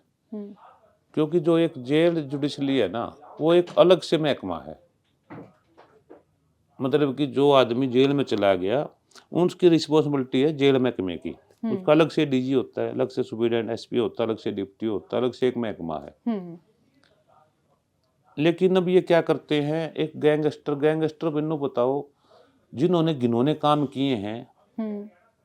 जब आपने बात बता दी, शायद आप उस लड़के दलजीत के बारे में बात कर रहे होगे। हाँ, दिलजीत भी जैसे कि वो हथकड़ी उनका लाग रही थी और वो हाँ, हिसार में घुमाए और एक संदेश देने की कोशिश करी गई, ऐसा डीजीपी साहब की ओर से भी ऐसा बयान आया था कि अब लोगों में खौफ आवे कि लोग क्राइम नहीं। ते दूर अच्छा रहे। ये बताओ, ये जो दलजीत सियाग है, इससे बड़ा कोई गैंगस्टर नहीं है क्या हरियाणा में? बहुत सारे हैं। ये किस केस में है दलजीत सिंह? मेरे को तो, मैं जानता तो नहीं हूँ, लेकिन मेरे को ऐसा बताते हैं कि भैया जाट आरक्षण में इस पे मुकदमा लग गया था। हम्म, तो आप डीजीपी साहब से अगर क्रिमिनलों की रिकॉर्ड मंगा लोगे ना, तो जेल जेल में 200 आदमी मिल जाएंगे। हम्म, तो एक आदमी जो सजा पा चुका है, वो अपनी लाइफर है, अपनी लाइफ काट रहे हैं, हम्म, तो उसको ऐसे दिखाना, अगर भाई मान लो उससे गुंडे सुधर जाएंगे, गैंगस्टर सुधर जाएंगे, ये कोई तरीका तो मुझे तो लगा नहीं। बाकी देखो, उन्होंने लॉ एंड ऑर्डर संभालना है, और भाई वो तो कैसे करता है। लेकिन हम अपराधी वो होते हैं जो जेल में जाके, ये होता है भी जिम्मेवारी जेल की है, और एक अलग से प्रशासन है, और आप लोगों को वहाँ कोई डर नहीं है। हम्म, आप लोग किसी भी कैदी को जो सजा पाते हैं, क्यों? हम्म, क्योंकि उस पर साबित हो रहा है। हम्म, नहीं तो और छोटे गुंडे हैं क्या? आप कितने इंडिया में देख लो, हरियाणा में देख लो, एक से एक बड़े बदमाश होंगे। लेकिन ये जो है एक टोटल सिर्फ और सिर्फ एक बिरादरी को देख के टारगेट किया गया है। अगर भाई ये जाट बोल रहे, और जाट नॉन जाट फेरो, क्यों राम रहीम भी तो जेल में ही थे, आसाराम भी जेल में है, और बतेरे गैंगस्टर हर बाबे हैं, वो भी बहुत जेल में हैं। ये समझाने का तरीका एक अनोखा लग गया है, और ये गैंगस्टरों को दिखाने की बजाय मुझे लगता है ये एक कौम को दिखाया गया है। अगर भाई ये जो कौम है, इस कौम पे लोग चर्चा करें, अगर भाई इस बात पे कहने पे मजबूर हो ना, तो ये संविधान कहता है अगर भाई किसी सजा पात को आप अपना रिमांड पे लेके आओ, रिमांड पे लेके आपने जो करना है आप वो भी नहीं कर सकते, लेकिन आप संविधान के खिलाफ वहाँ भी चलते हो, संविधान के खिलाफ यहाँ भी चलते हो, एक पर्सनल जाति को टारगेट करते हो। तो ये ऐसी जाति नहीं है, ये जो जिस जाति का आप जिक्र ये कर रहे हैं ना, ये दिखा रहे हैं टारगेट, ये एक दयावान बिरादरी है, और इसको 35 बिरादरियों को साथ लेके चलती है। आपने देखा होगा, आप तो अभी छोटी हो, हमने देखा है एक जो हरिजन है वो अपने दायरे में रहता था, नाई के भी फसल आती थी, गेहूँ डालता था, हरिजन के भी जो हमारा वाल्मीकि होता था उसको हम्म, भी हम बोरी 2 बोरी गेहूँ देते थे, जो हमारी कस्सी समारा करदा लुहार उसको भी हम फसल पे देते थे। तो ये जो बिरादरियाँ ना, जाट हो चाहे राजपूत हो चाहे गुज्जर हो चाहे हीर हो, जो किसान जो बड़ा है वो छोटों को हेल्प करता है। लेकिन ये जो हमारे समाज में अभी आए हैं कि भाई एक विशेष जाति को टारगेट करके और एक बेड़ी बना के ऐसे, तो ये एक सिर्फ मैं गैंगस्टरों को संदेश ना देने की बजाय मैं ये सोच रहा हूँ, ये देख रहा हूँ भाई ये एक स्पेशल एक टारगेट जाति को देख के किया गया है, गैंगस्टरों पे इसका कोई असर नहीं होगा। हम्म। और गैंगस्टरों के आगे तो क्या पुलिस वाले दबते हैं जेलों के भीतर, और वो या फिर दोनों एक दूसरे से सामंजस्य बिठा लेते हैं कि कुछ गैंगस्टर पुलिस का काम कर देते हैं हम्म। और कुछ पुलिस वाले गैंगस्टरों का काम कर देते हैं, चलता है ऐसा? देखो पुलिस है ना, जो वही बात है, जो जितने बड़े अफसर हैं उतने बड़े हमारे नौकर हैं, हम्म, वो हमारे बाप नहीं, हमारे समाज के। अगर आप डीएसपी हो ना, हम्म। अगर आपकी लाख रुपए तनख्वाह है, तो ये तनख्वाह हमारे उससे जाती है टैक्स इनकम वगैरह टैक्स जो से। भी देना, हाँ, हाँ। अब ये जो डीसी है या डीजीपी है या आईजी है, ये वाई पूर्ण कुमार को देख लो आप, बड़े बड़े अफसर को क्या मजबूरी होगी, क्या बात होगी जो मतलब कि उसके पास भी तो दो विकल्प थे, एक मरना, एक या मारना। उसने मरने वाला विकल्प चुन लिया, तो कितना हताश और कितना निराश होगा, कितना मतलब होनहार, कितना अच्छा ऑफिसर था। और उसके बदले में फिर वो देख लो दूसरा वो भाई गया है संदीप लाठर। संदीप लाठर। तो इनका समाधान क्यों नहीं निकल रहे? मतलब कि एक अपने जो विशेष बिरादरी को लेके और एक अपने विशेष सिस्टम को लेके मतलब ये जो परेशानियां ये कर रहे हैं समाज में भी। अब मान ले आप लोग मेरे को क्या डराओगे, ये मेरा तो रिकॉर्ड गलत था। हम तो जब भी अपने हक की लड़ाई लड़े थे, चाहे हमने 20 साल की हुई चाहे हमने 26 साल की, हम कभी भागे नहीं। कभी हम कोर्ट से थाने से नहीं भागे, कभी कोर्ट से नहीं भागे, कभी हम जेल से नहीं भागे। जो संविधान ने हमें दिया हमने स्वीकार किया है, हमने अपनी जेल काट के आए हैं। उसके बाद हम वहाँ भी अभी जो गैंगस्टर बदमाश ये दिया ही आपने थोड़ी ना दिया मेरे को नाम, ये तो पुलिस ने दे दिया, मीडिया ने दे दिया। मीडिया वाले को क्या काम है? मीडिया वाले को सच्चाई दिखाना काम है। क्या आपको लगता है आज मीडिया वाले सच्चाई दिखा रहे हैं? बताओ कितने होंगे? मुझे तो लगता नहीं को गिने चुने हैं उनकी, फिर बेचारे को चलते ही नहीं। अब उन्होंने अपना व्यू और कुछ खर्चा पानी चाहिए तो फिर दलाली करनी पड़ती है। इनको तेरी सारी तेरे वर्गी तो है कोई ना भी कि चल भाई अपना जैसा है भगवान कुछ भगवान देकर अपना काम चला रहे हैं। तो भाई हर आदमी के पास दो विकल्प होते हैं, अच्छा बुरा, चाहे वो गैंगस्टर हो, चाहे वो पत्रकार हो, चाहे वो पुलिस विभाग में हो। और ये चीज़ें मैं तो सैनी साहब से भी यही निवेदन करूँगा, भाई ये चीज़ें समाज में देखो अच्छी नहीं है। हम किसी एक आप ही राय ले लो, अगर मान लीजिए जो किसी को कैदी को जो सजापात कैदी है अगर उसको आप ऐसे संविधान में पूछ लो क्या ये है क्या, आप अपने हाई कोर्ट से पूछ लो भाई ये जो इन्होंने एक सजापात कैदी को लाइफर को हथकड़िया बेड़ी डाल के किया है, हथकड़िया बेड़ी उसको पहनाई जाती है जो पहले कभी भाग लिया हो। वैसे नहीं है, उसको लिख के देने पड़ता है, पहले जेल से लिखवाना पड़ता है भाई ये फलाना बंदी भाग सकता है, फिर कोर्ट से परमिशन लेनी पड़ती है। ऐसे नहीं है वहाँ कभी कोई उठा और उसका हथकड़ी लगा बेड़िया लगा घुमा दे। ये सिर्फ और सिर्फ एक टारगेट करने की बात है और लोगों का दिमाग डाइवर्ट करने की बात है। संविधान के हिसाब दायरे में हम रहते हैं, संविधान के दायरे में महकमे को, संविधान के दायरे में सरकार को रहना चाहिए। तो भाई सभी गैंगस्टर ने गैंगस्टर का बता दिया, गैंगस्टर ये नाम पुलिस के दिए हुए होते हैं, मीडिया के दिए होते हैं। जिनके बच्चे हैं उनके माँ बाप से पता करो आप भाई क्या वो गैंगस्टर का नाम क्या है। तो ये तो चीज़ किसी को जो सरकार के खिलाफ है उसे आप कैसे भी बदनाम कर दो। पुलिस आपकी है, उठा के अपना कानून इतने बदल दिए। ये हमारे जो परंपरा जो हमारे रीति रिवाज संस्कार हैं सब खत्म कर दिए। 18 साल की लड़की की किस साल आयु कर दी शादी की, 16-17 साल की लीव रिलेशन में रह सकती है। कोर्ट मैरिज लड़की करके भाग लेती है, ना बाप बाप से पता करते ना भाई से पता करते हैं। तो इन्होंने अगर कानून करना तो पहले ऐसा करना चाहिए ना, वो लड़का लड़की को शादी करे तो एक आदमी घर का सदस्य है उनमें गवाह हो, नहीं तो कानून। लेकिन इन्होंने बर्बाद करना है सब कुछ। इस देश का, इस हरियाणा का ना जो कल्चर वो खत्म कर देना है। अब सवाल मेरा ये भी है कि क्या नेता लोग गैंगस्टरों को पोषित करते हैं या अपराधियों को पोषित करते हैं? जैसे अरे बहन माइनिंग का काम जी, देखते हैं या हम कुछ इस तरह फिरौती का काम देखते हैं।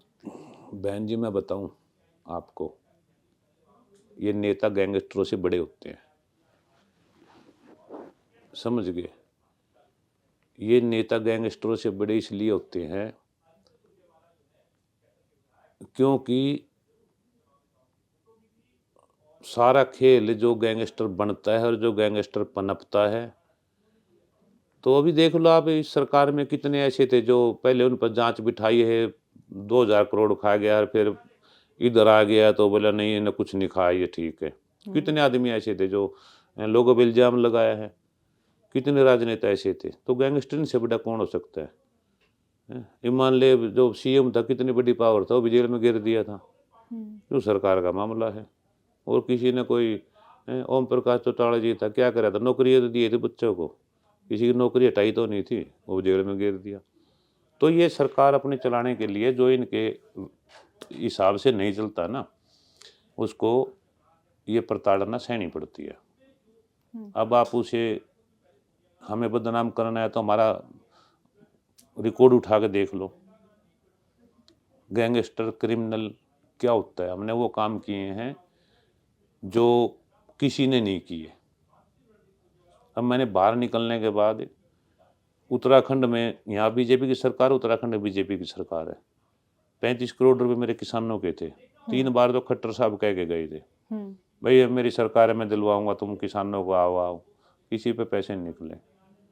डिप्टी सीएम के पास गए थे लोग, मंत्री एमएलए के पास गए थे, और हम प्रधान बने, हमने वो पैसे निकलवाए, कुछ और रह गए हैं। तो अब ये क्या करते हैं बैंक के साथ, ये बताओ कौन सा संविधान है अगर भाई बैंक के साथ पुलिस जाके आपके किसी के गरीब के घर ताला मार के आएंगे।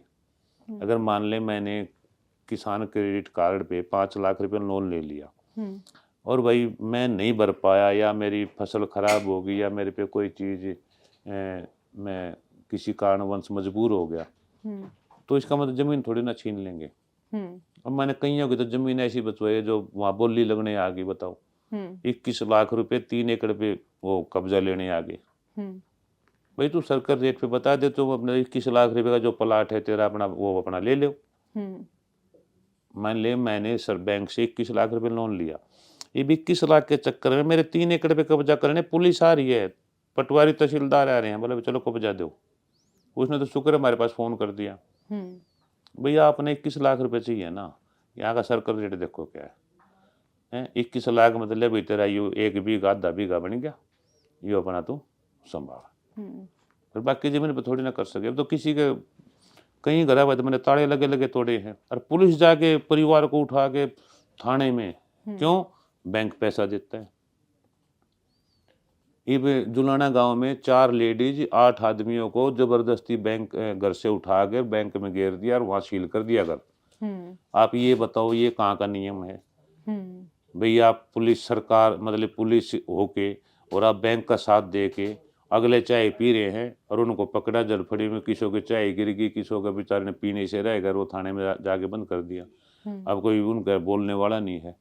अब हम बोलते हैं तो हमें कह देते हैं तो गैंगस्टर है, तो क्या हम उनके काम नहीं आ सकते। हमने जाके ताले तोड़ दिए, कहाँ रहेंगे भैया। जब आपको हमने कागज दिए थे लोन के, आपका पूरा पेटा भरा हमने, आपका पेटा भरा तो आपने लोन दे दिया, तो इसमें ये कहाँ का अभी आप मामला घर तक भी काट दोगे, इसमें मोल ले लोगे।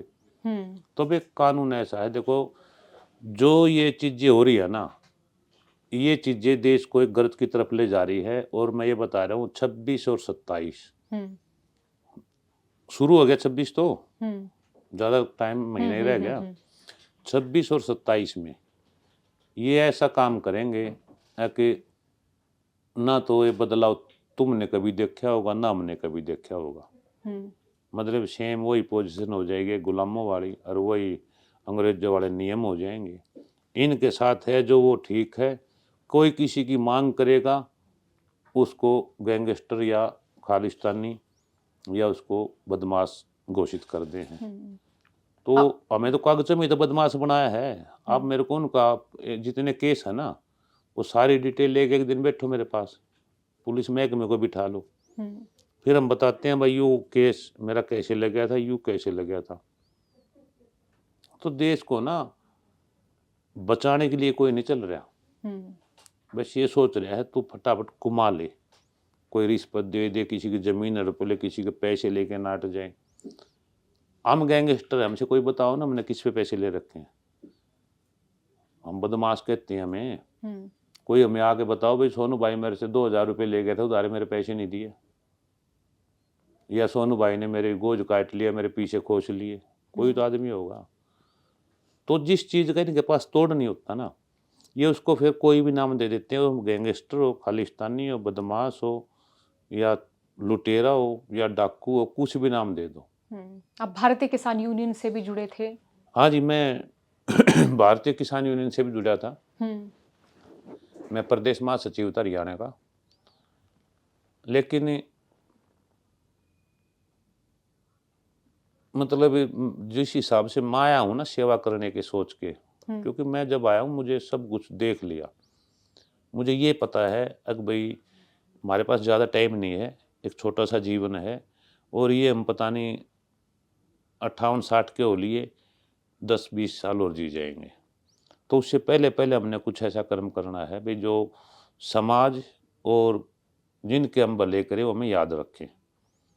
हम ठग्गा बग्गी चोरी लूट करके अपने बच्चों को दे दें, वो बच्चे लास्ट में कह देंगे क्या कर देगा बापू तूने, हमारे पास तो कोई हिसाब नहीं, ना कोई रजिस्टर, ना कोई कायदा, भाई हमने ये तेरे लिए किया है।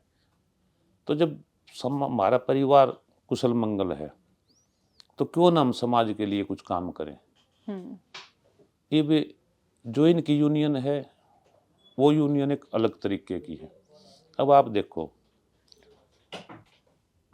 यहाँ रतन मान है प्रदेश अध्यक्ष,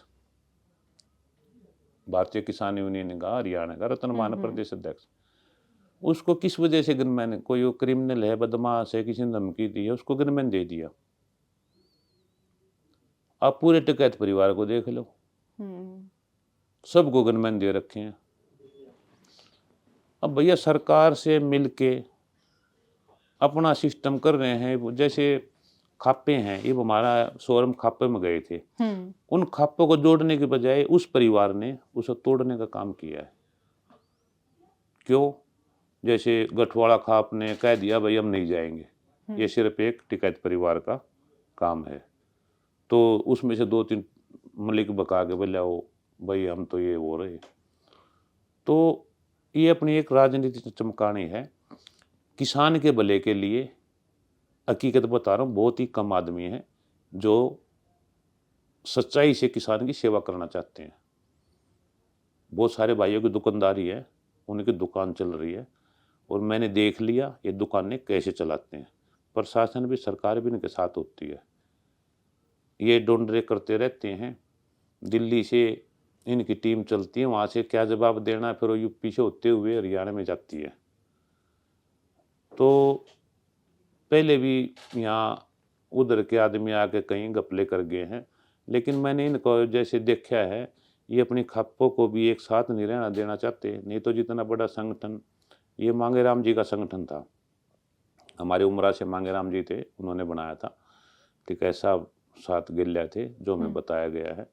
अब उनका संगठन, अब वो संगठन नहीं है, अब वो एक किस्म की दुकान बन चुकी है। अब हमारे किसान हरियाणा के ठगा महसूस कर रहे हैं।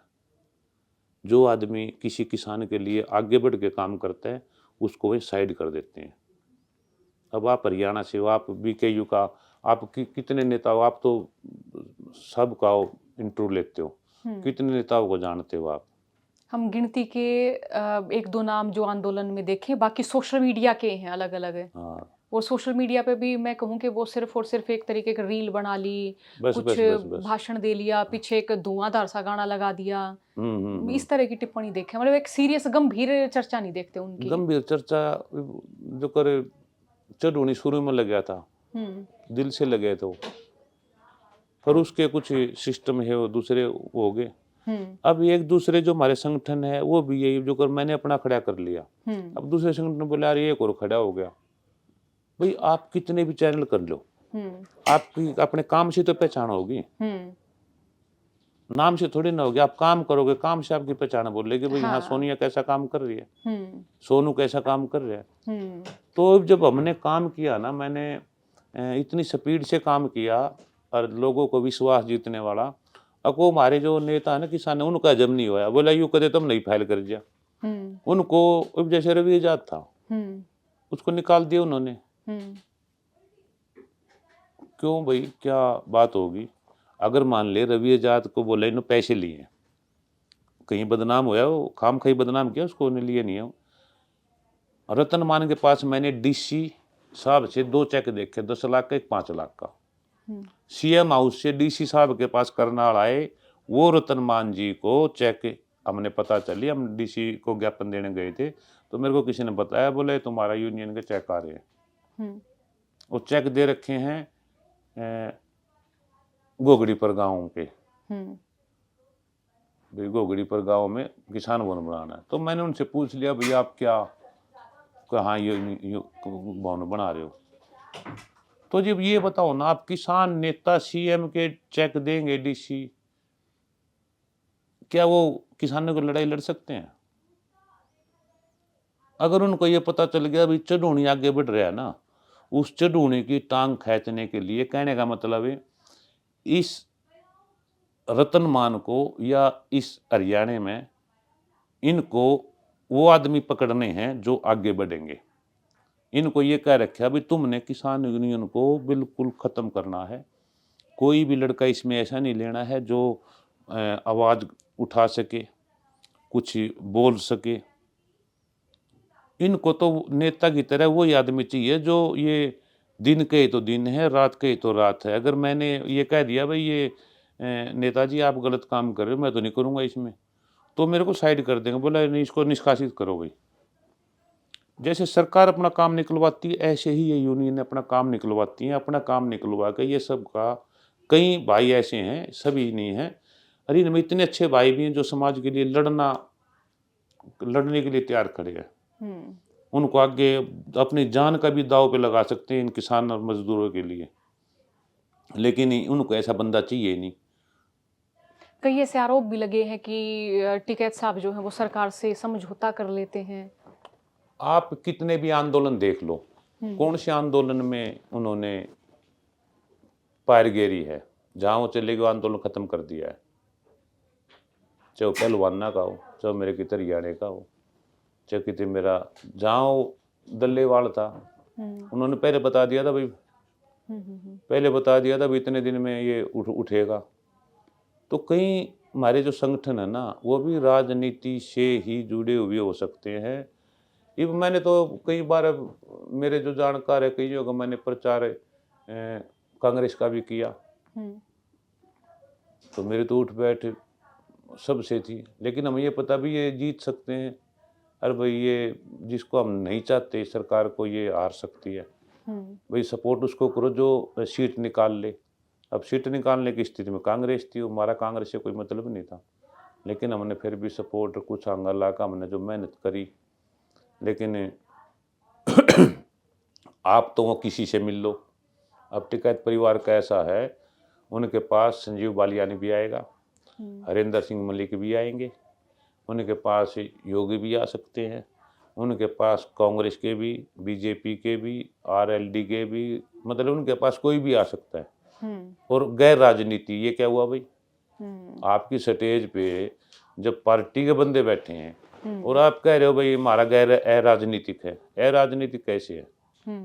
तो ये सब अपना सिस्टम रोटियां सेकने वाली बात है। किसानों की लड़ाई के लिए तो बस जो छोटू राम जी ने और चौधरी देवीलाल ने, ये बाबा महेंद्र सिंह ने किया है, अभी अगली पीढ़ी कोई बढ़िया नहीं है। अगली पीढ़ी का कोई वो सिस्टम नहीं है जो एक दूसरे को जोड़ के चले। सबको अपनी राजनीति रोटियां सेकनी है, सबको अपना रुपया आगे बढ़ाना है। भैया था 2000 रुपये तो कल नहीं तो 2 करने हैं, तो पता नहीं कहाँ लेके जाएंगे। कितना विश्वास है। मैंने ना जो जब मोदी जी 2014 में आए, मैं गुड़गांव जेल में था, मैंने गुड़गांव जेल की सारी मिठाई बांट दी थी। मैं मोदी का इतना करड़ा फैन था। फिर मैं टिकैत साहब का इतना करड़ा फैन रहा। जब वो आंदोलन में उनके आंसू निकले तो हमने उनको इतना सम्मान, इतना वो दिया था। मैंने रैली करी थी पानीपत में, पंचायत 2021 में, पूरी जो बहुत भारी भरकम, तो हर जगह मतलब हम खड़े पाए हैं। लेकिन हमें बाद में पता चलता है ना, ये मैंने वो मिठाई भी गलत बांट दी, मगर भाई मोदी जी बन गया भाई, अब तो देश का कुछ न कुछ। अब वो मोदी जी भी कह रहे थे भाई अब ये जो कुछ धाराएं हैं, ये धाराएं मैं ख़त्म करूँगा। मैं कहा भाई बहन हमारे भी धारा लग रही है, हमारी भी ख़त्म होंगी, हमारे सारी धारा थी। अरे भाई ये तो देश का मतलब भला करेगा। मगर भाई मिठाई ले आओ, सारी जेल की कैंटीन में मिठाई दी, सारी बनवा कर, मगा भाई सारी जेल को बांट दो, भाई हमारा राज आ गया।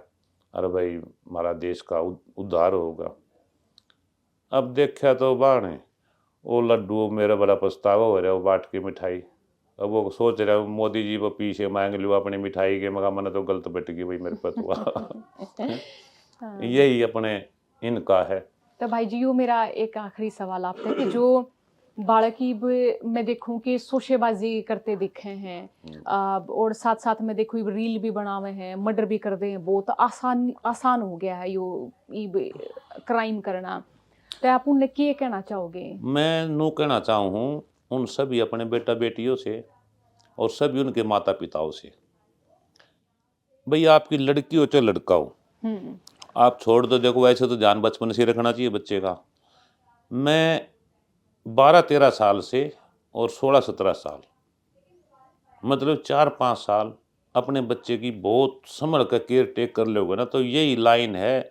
शरीर की चेंजिंग भी इसी में होती है, दिमाग की चेंजिंग भी इसी में होती है, और विचारों की जो भी मतलब कि बदलाव होता है वो इसी उम्र में होता है।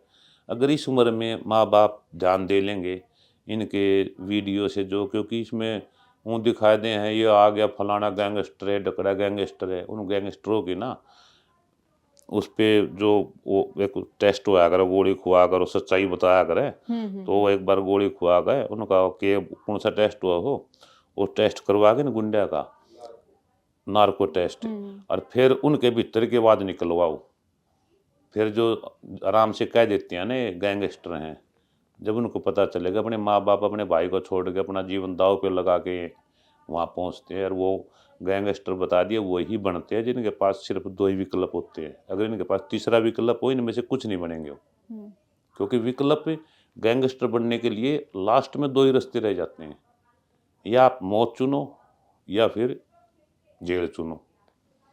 कि मान ले वो तो एक गोली मार दी तो मर के चला गया, उसकी तो ना जेल हुई ना कुछ हो, तो लौट गया। असली मौत तो उसकी होती है जो सजा काटता है, उसके बच्चे भी होते हैं, परिवार भी होता है। तो क्यों इतना दनगदी से देखते हो? क्या उसने कोई बलात्कार कर रखा, कोई अबला का वो कर रखा, अभी किसी बच्ची का रेप कर दिया हो? भाई आपस की दुश्मनी है। अगर दुश्मनी में हमने पता भी मेरा भाई मार दिया, कल ने दूसरा मार दिया, ये आज मेरे को ही मारेंगे, तो भाई मुझे तो मारना पड़ेगा। जब 2 ही तो विकल्प, या तो उसको मार दो या फिर मरने के लिए तैयार रहो। मान लिया अपना जीवन हमने बचा लिया किसी को मार के, तो उसको गैंगस्टर हो गए कि हमारे बीच दिल में जगह नहीं है, हम और दिल नहीं है। हम भी तो माँ बाप से पैदा हो रहे हैं, हम भी तो जमींदार के किसान के बेटे, हम भी तो इस हरियाणा से लगाव रखते हैं। हमने क्या गलती कर दी? ये वो गैंगस्टरों को नाम दोबारा से मान लीजिए प्रचलित करके, तो उनकी भावना को वो कर रहे हो ना आप। उसके परिवार को देखो, उसके हालात देखो। आज उन सा भाई नाजायज कर रखी है, उसको शूट करवा दे, तमाशे क्या करना है? जब हाथ में पावर है तो गोली मरवा दे उसके। बेड़ी हथकड़ी लगाने से नो जुलूस काटने से बढ़िया तो शूट करवा दो। तो थारे हाथ में संविधान है तो तुम्हारा थारे हाथ में पावर है तो, नहीं तो जब पकड़ा, जब पुलिस से तो पकड़ा इनने, क्यों नहीं मार देती? मैं उठाया हूँ पुलिस के, जब भी मार देते गोली में को इतना थोड़ी ना करूँ था। वो तो पुलिस की सरदर्दी था, करो भी चलो अपना निपटाओ। ये भी सारे कानून गरीबों पे लागू होते हैं। विधायक का, एमपी का, मंत्री का बेटा, उन पे नहीं होते कानून लागू। अब आप देख लो, पीलीभीत का कांड देख लिया होगा, 10 ईयर का। इसे इसे कांड मेरे सामने 10-20 तो मैंने देख लिए, जहाँ सरेआम मतलब कि पैसा बोलता है। और वो पत्रकार मेरे किसान भाई 5-6 मरे थे, उनका कुछ भी समाधान नहीं हो लिया। तो सब अपने फोटो उतार ले, राजनीति हाँ भाई हो गए। ये हम ज़्यादा ओपन होते हैं। जो कर मैं अपनी यूनियन बनाई है, मेरे को डार अपना हेड ऑफिस बनाओगे, चल रहे हैं, तो हम काम करके दिखाएंगे। लेकिन ये भी लोगों को क्या है, बोला भाई गैंगस्टर है। अरे गैंगस्टर के अंदर भी सारी चीज़ होती है। आप गैंगस्टर, आपने तो नाम कह दिया, गैंगस्टर वाली तो भाषा ही भी पुलिस की हो रही है। जो गैंगस्टर की भाषा होती है वो पुलिस की हो रही है अब। तो गैंगस्टर तो पुलिस हो रही है, गैंगस्टर को कहाँ रह गए? पुलिस को तो पुलिस नाम दिया, तनख्वाह दे रखी है। एक आदमी जब एक सज़ा मैंने पा ली, मैं जेल में हूँ और आप मतलब कि जेल में रहते उसका दुरुपयोग कर रहे हैं, संविधान का दुरुपयोग कर रहे हैं, तो ये फिर इंसानियत थोड़ी ना है। राम राज्य ऐसा हो, संविधान सबके लिए बराबर। इस संविधान का ऐसा मजाक बना रखा है, इसकी कुछ धारे हटा देते हैं, कुछ लगा देते हैं। इसमें नु दिखा भाई इसका यू फंसेगा वो हटा देते हैं, इसमें वो निकलेगा तो वह लगा देते हैं। दोस्तों के लिए आराम और दुश्मनों के लिए शामत। तो राज इसलिए नहीं, अटल बिहारी वाजपेयी जी थे, देखो सरकार में होते हुए भी मतलब उन्होंने दूसरी विपक्ष को साथ लेकर चलते थे। ये नहीं होता था जैसे अब हो रहे हैं। हमारे जैसे कहीं बोल देते हैं ना तो लास्ट में कहते हैं तो गैंगस्टर है।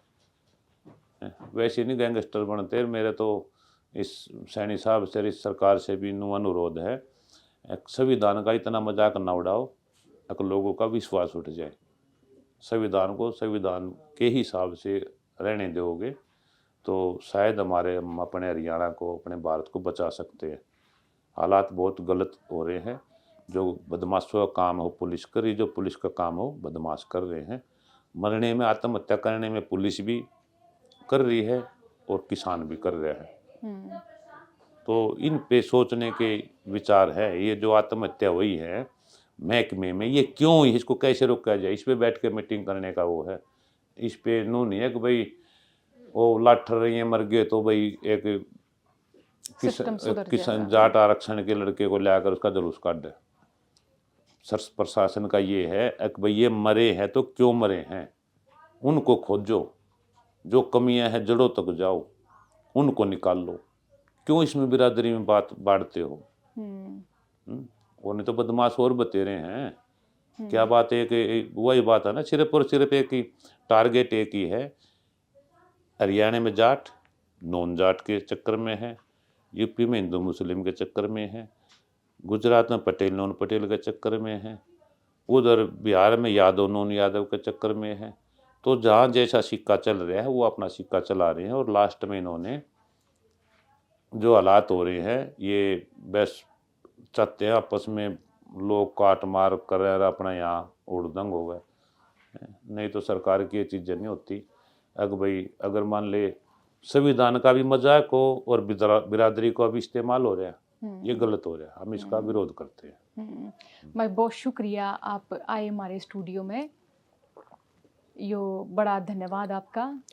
Thank you. बेको बात हो मैंने तो फिर बुला ली, मैं तो फिर आ जाऊंगा। ठीक है। हाँ अरे बहुत बढ़िया बाण, बढ़िया काम है तेरा, बढ़िया भाषा है। मैं तनु को हमारी बाण बढ़िया और आगे कामयाब हो और हमारे सहयोग की जरूरत हो तो तय दिल से तेरे साथ बहुत शुक्रिया भाई। ठीक है, राम राम सारे ना पे। हाँ, और ये बातचीत आप सब ने सुनी, आप सारा का भी बहुत शुक्रिया। और मेरी भी इस पॉडकास्ट के माध्यम से सिर्फ यह अपील है कि आप समझो, आप लाइफ ने समझो, आप अपने जीवन ने समझो। हालात अगर ख़राब हो गए हैं तो आप कोशिश करो कि वो हालात दोबारा तो नॉर्मल हो जाए, आप एक सम्मानजनक जीवन जी सको, अपने खातर, अपने परिवार खातर, समाज खातर, लोगा खातर और अपने राज्य देश और दुनिया खातर। कोई भी और सवाल हो तो वो मैंने लिख के भेजियो, क्योंकि सोनू भाई ने दोबारा हम आमंत्रित करांगे। उसमें कुछ सवाल जो मेरे बाकी रह गए या जो मैंने लागे कि वो पूछने चाहिए थे वो भी मैं ऐड करूंगी और आप लोगों के सवाल भी मैं ऐड करूंगी। आपके भी कोई सवाल हो तो पुलिस ने लेके, महकमे ने लेके या किसी भी ढाल के आपने आप बातचीत सुनी, बहुत बहुत शुक्रिया आप सारे का। राम राम। राम राम बे, बहुत बहुत धन्यवाद।